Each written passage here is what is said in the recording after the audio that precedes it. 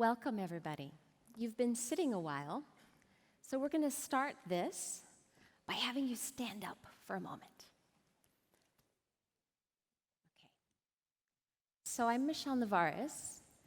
I'm the author and CEO of Beyond Emotional Intelligence.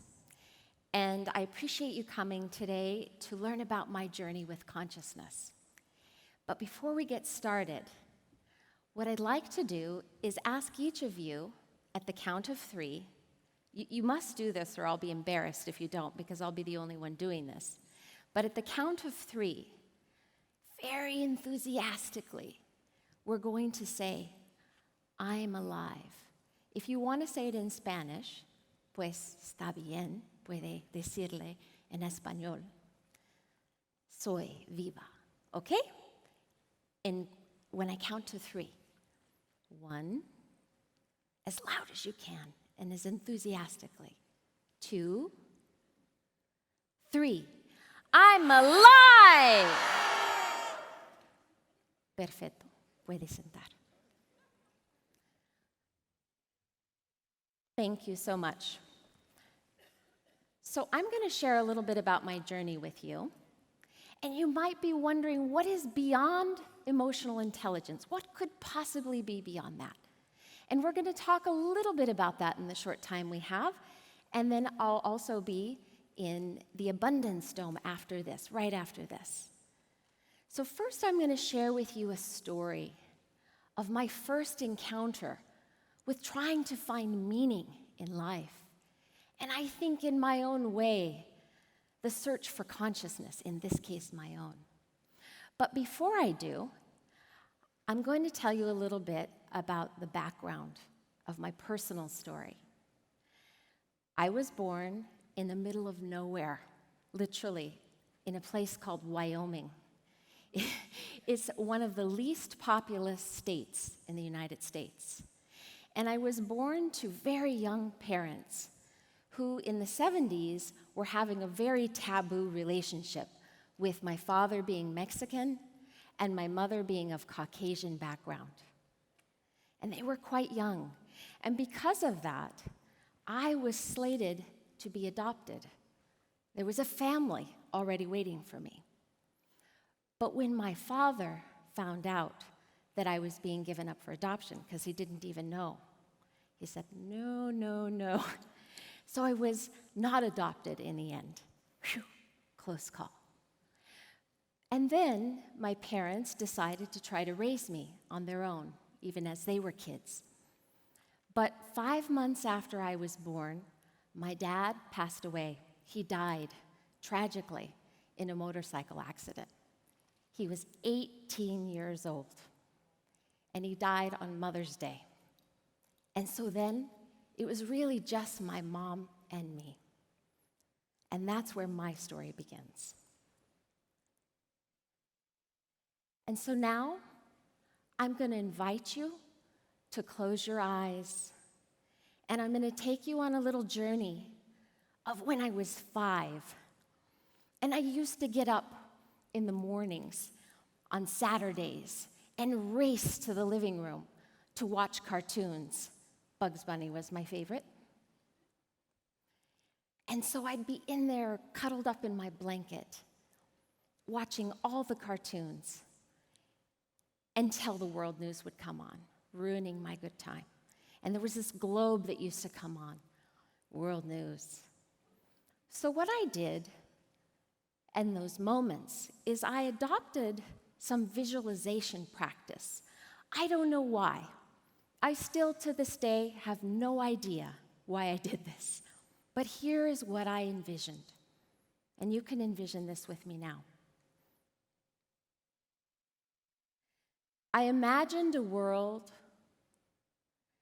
that had no more people. I envisioned a world that perhaps had been destroyed by us, by humanity. And I envisioned my mom and I as being the last people, the last beings on earth. And as I did this, I would just picture us like hanging our legs over the edge of the world. dangling. And then when I had that picture in my mind, I would envision, what if there's no more mom and there's just me? Then what? And so I would envision what that would be like. And I'd picture myself all alone in this world. And then I would ask myself the question, what if there is no me? What if there is no Michele? What is there? And I would throw the blanket off my head and go, wow! It's kind of a freaky thought to me. What is there if there's no me? So that began my quest to understand what is consciousness. Fast forward, because we only have 15 minutes. I went to India when I was 20. I always wanted to go to India. I have no idea why. I just knew in this life I needed to go. So I did, and I studied as part of a Buddhist studies program in Bodh Gaya, India, where the Buddha attained enlightenment. And I lived in the Burmese monastery for 6 months. And I had never meditated before. And I had no intention of becoming Buddhist, by the way. But there I went to meditate every morning. Mosquitoes and the heat and all kinds of things happening around me. Noise, lots of noise. And so at that point, I started to realize that consciousness, what is it, if not our own capacity to be aware, to perceive.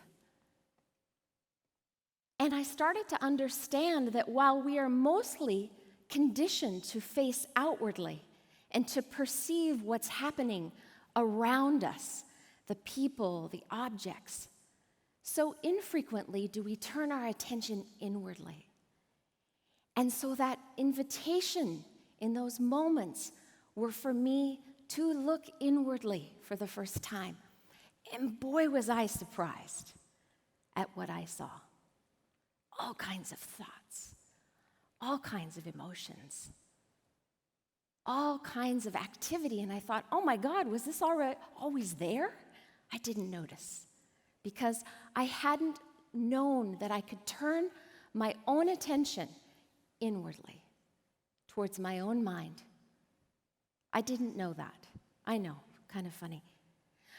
But awareness illuminates everything we perceive. Right? Notice here, you're listening to me now, you're aware of what's going on around you. You have these feelings of, okay, I'm here, I'm present.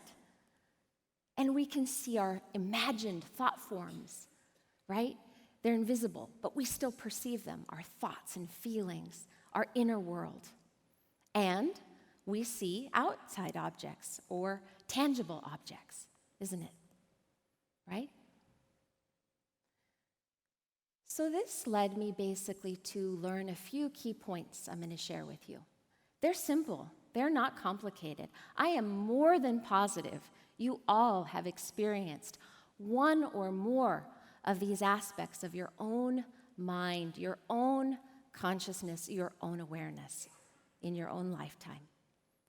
So for one, not only can we be aware and perceive, but consciousness is intelligent, right? We know it's not just our capacity to perceive. We have an intelligence to this awareness, and we can know and we can discern. Consciousness is also creative. In fact, if we were only intelligently aware, nothing imagined would manifest. Consciousness is infinitely creative. Think about all the thoughts and emotions your own mind produces, right? When you're awake, even when you're dreaming. And consciousness is dynamic. It is not static, right? We have the ability to position, hold, reposition our awareness. Let's try it now.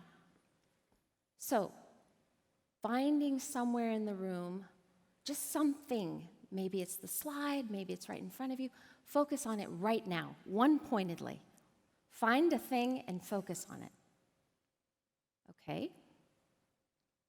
Now, broaden your focus. Take in the peripheral view.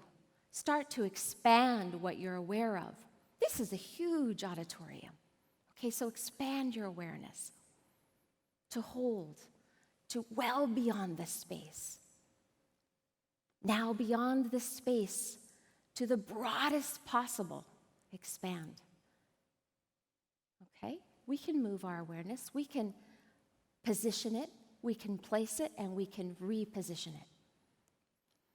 Consciousness is not dependent on the senses.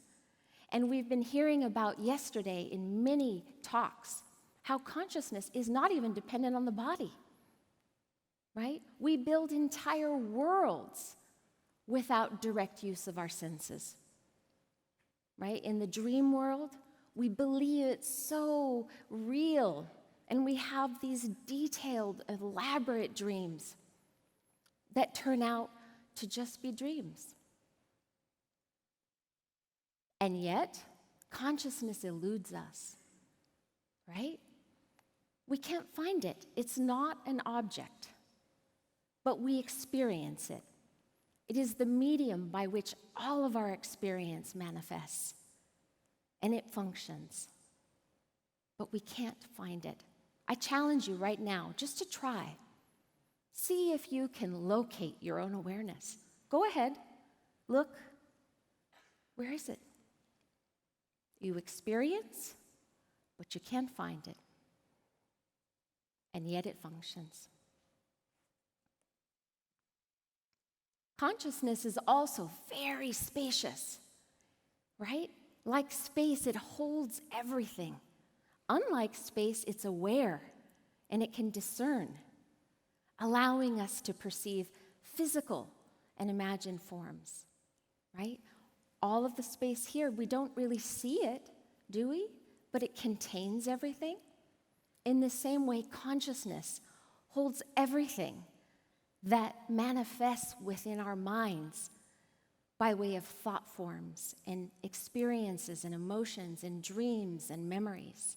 It all comes up and it dissipates back into its own spaciousness. But what good is consciousness if we don't know how to tap into its potential? So I have an important question to ask all of you, which is a question that's been driving me since I was quite young, which is, what does it mean to live up to and unleash your own potential? That begins with defining what is potential, right?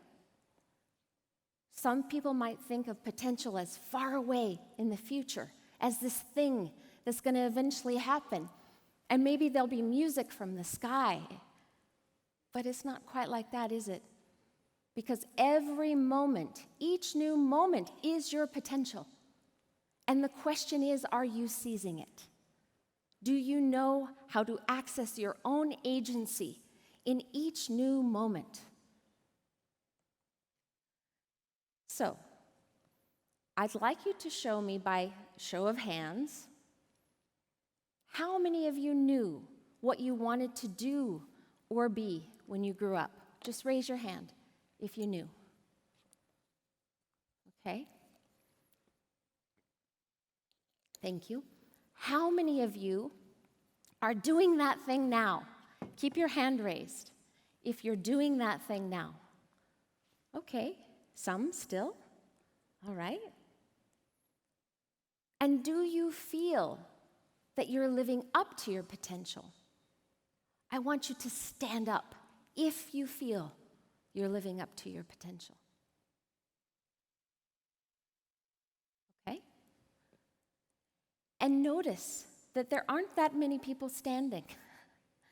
And that is probably because of how you're defining your potential. Because it's elusive, right? But the thing is that if we don't reach our potential, if we never feel satisfied, then what good is it to reach your potential? So, I'd invite you to think about your potential as right now, and the next now, and the next now after that. And what is it that we can do to tap into that potential? And we know that life is ever changing. That is the constant, right? Obstacles arise daily, and often we create them with our own mind, right? And so the trick is learning to become aware without being held hostage to your different mental states or your perceptions. And it turns out our beliefs have everything to do with that. Sometimes we have positive beliefs, sometimes negative, but they influence every single outcome you're getting today. Is the sense you make of your own perceptions and your emotions. So join me if you're interested in learning more about the practices to access your own agency right here, right now, each new moment of your potential. Thank you so much.